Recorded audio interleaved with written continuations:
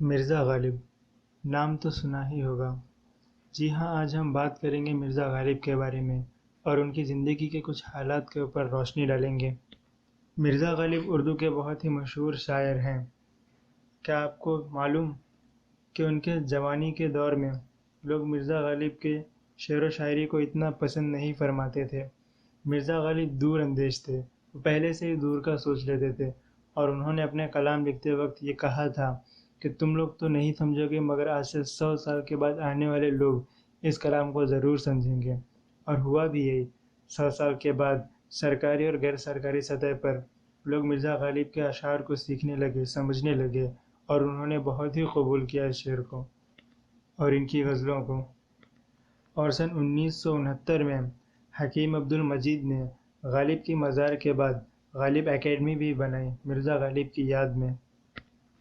اگر آپ مرزا غالب کا بیک گراؤنڈ دیکھیں گے تو آپ کو معلوم پڑے گا کہ مرزا غالب کے آبا و اجداد، باپ دادا پردادا، وہ سب جنگ میں تھے۔ یہاں تک کہ غالب نے کہا کہ اگر تم 1000 سال تک کے دیکھو گے تو سب جتنے بھی ان کے آبا و اجداد ہیں وہ جنگ میں سپاہی تھے۔ اور اسی کے اوپر انہوں نے ایک شعر میں فرمایا: 100 پشت سے ہے پیش آبا سپہ گری، کچھ شاعر ذریعے عزت نہیں مجھے۔ مرزا غالب ہمارے ملک کے سب سے مشہور شاعر ہیں۔ آپ دنیا کے کسی بھی کونے میں چلے جائیے، کسی بھی زبان کے لوگ ہوں گے، آپ کو ہر زبان میں مرزا غالب کے اوپر کوئی نہ کوئی کتاب تو مل ہی جائے گی۔ اور وہ اپنے دور میں بہت مشہور تھے، یعنی اپنے آخر دور میں۔ ہم میں سے بہت سے لوگوں نے مرزا غالب کا نام سنا ہے، ہم اپنے اسکول کی کتابوں میں ان کی غزلیں پڑھتے ہیں، مگر بہت سی چیزیں ہیں ان کے بارے میں جو ہم نہیں جانتے، جیسے وہ کب پیدا ہوئے، ان کے خاندان کے بارے میں، وہ اتنے غمگین کیوں تھے۔ ان سب چیزوں کے بارے میں آج ہم دیکھیں گے۔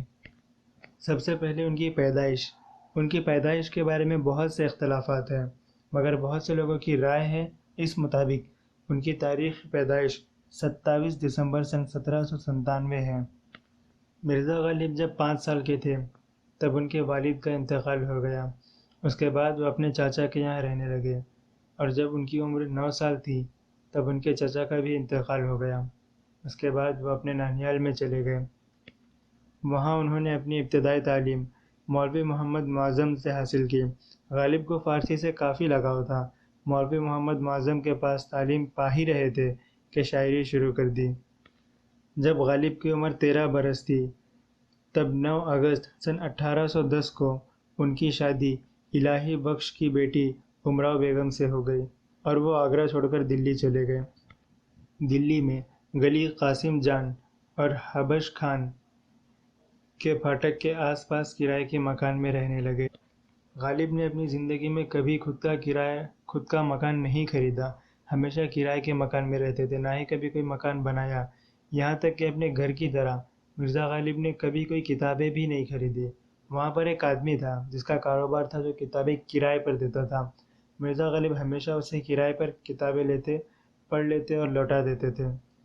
مرزا غالب کا جو گھر تھا وہ بالکل مسجد سے لگ کر تھا۔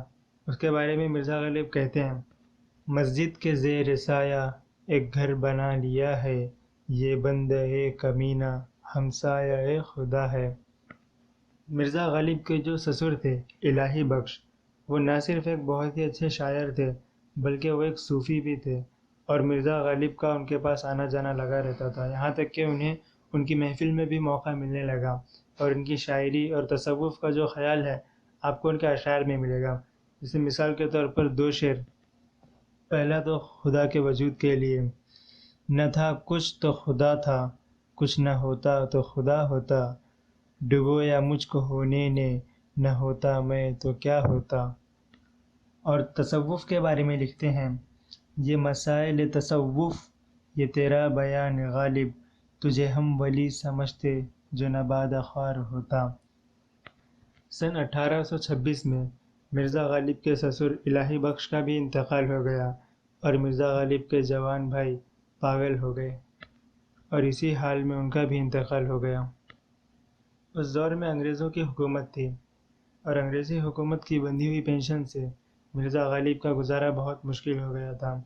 مرزا غالب نے میر مہدی کو پینشن کے سلسلے میں ایک خط لکھا تھا: میاں، بے رزق جینے کا ڈھنگ آ گیا ہے، اس طرف سے خاطر جمع رکھنا، رمضان کا مہینہ روزے کھا کر کاٹا، آگے خدا رازق ہے، کچھ اور کھانے کا نہ ملا تو غم تو ہے۔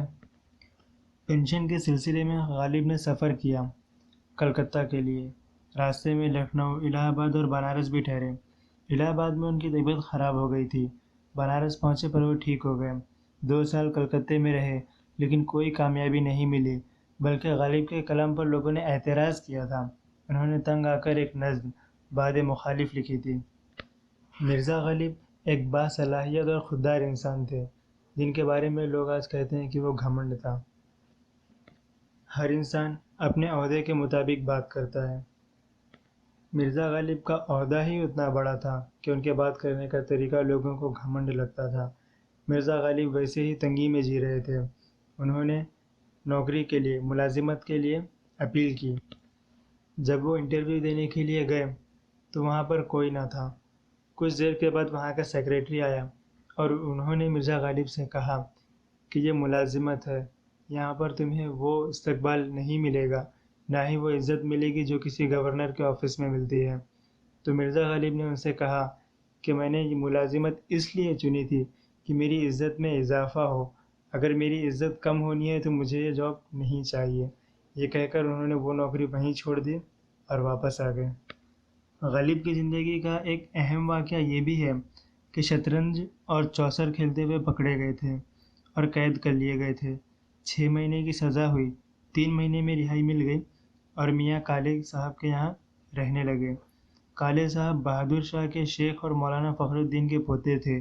مولانا حالی کا خیال ہے کہ ان کے تعلقات کی وجہ سے مرزا غالب کا رشتہ قلعے سے پیدا ہوا تھا اور بہادر شاہ ظفر نے مرزا غالب کو نجم الدولہ نظام جنگ دبیر الملک کے اعزاز سے نوازا تھا اور تیمور خاندان کی تاریخ لکھنے کے لیے 50 روپے مہینے کا وظیفہ بھی ملنے لگا تھا۔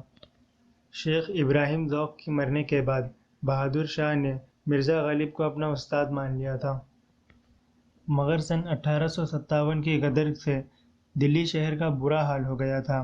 غالب کی پینشن بھی بند ہو گئی اور بہادر شاہ ظفر کا جاری کیا ہوا وظیفہ بھی۔ یہ 2 ذرائع تھے مرزا غالب کی آمدنی کے، دونوں ہی بند ہو گئے۔ 2 سال تک مرزا غالب نے زندگی ایسے ہی گزاری۔ 2 سال بعد نواب رامپور نے 100 روپے کا وظیفہ جاری کر دیا، جو ان کی موت تک چلتا رہا۔ لوگ ہمیشہ کہتے ہیں کہ غالب اتنے غمگین کیوں تھے؟ پہلی بات، غالب ہمیشہ غمگین نہیں رہتے تھے اور انہوں نے غم کے علاوہ بھی شعر و شاعری کی ہے، یہاں تک کہ ان کے زمانے میں ان کے لطیفے بہت مشہور ہوا کرتے تھے۔ انہوں نے غم کو ہی اپنی خوشی بنا لی تھی اور وہ لوگوں کو ہنسانے میں کافی مشہور تھے اپنے دور میں۔ ہاں، ان کی غزلیں بہت ہیں جو غم سے بھری ہوئی ہے، اس کی وجہ بھی ہے۔ بچپن میں باپ اور چچا کی موت، جوان بھائی کا پاگل ہو کر مر جانا، 7 بچے پیدا ہوئے تھے لیکن زندہ ایک بھی نہ رہ پائے۔ ان کی بیوی کے بھانجے زین العابدین عارف کا انتقال ہو گیا تو ان کے 2 چھوٹے بچوں کو اپنے گھر میں پالا پوسا، ان 2 بچوں کا بھی جوانی میں انتقال ہو گیا۔ ایسی دکھ بھری زندگی میں غالب نے ہنسی کا سہارا لیا اور وہ لوگوں کو ہنساتے بھی بہت تھے۔ غالب دماغ سے بہت تیز تھے اور دور اندیش تھے، ہمیشہ دور کا سوچتے تھے، یہاں تک کہ مرزا غالب نے خط لکھنے کا ایک نیا طریقہ نکالا تھا۔ وہ خط کو اس طریقے سے لکھتے تھے جیسے 2 دوست آپس میں بات کر رہے ہیں۔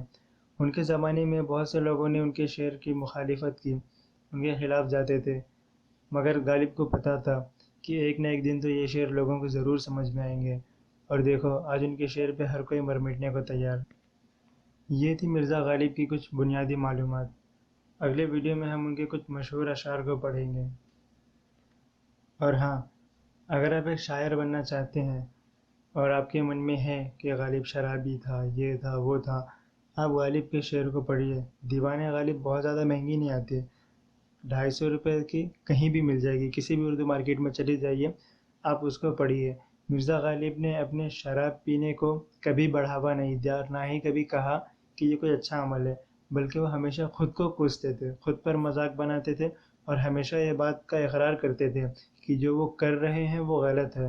اور بات جہاں تک ہے کہ وہ کیسے تھے، انسان کی موت کس حال میں ہوئی کوئی نہیں جانتا، اس لیے ان پر کوئی فیصلہ نہ فرمائے کہ وہ ایسے تھے ویسے تھے، پیٹھ پیچھے ان کی برائی کرنا سب غلط ہے۔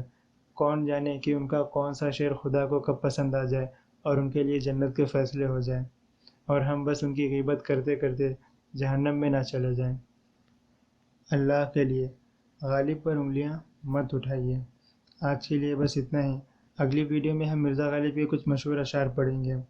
تب تک کے لیے الوداع۔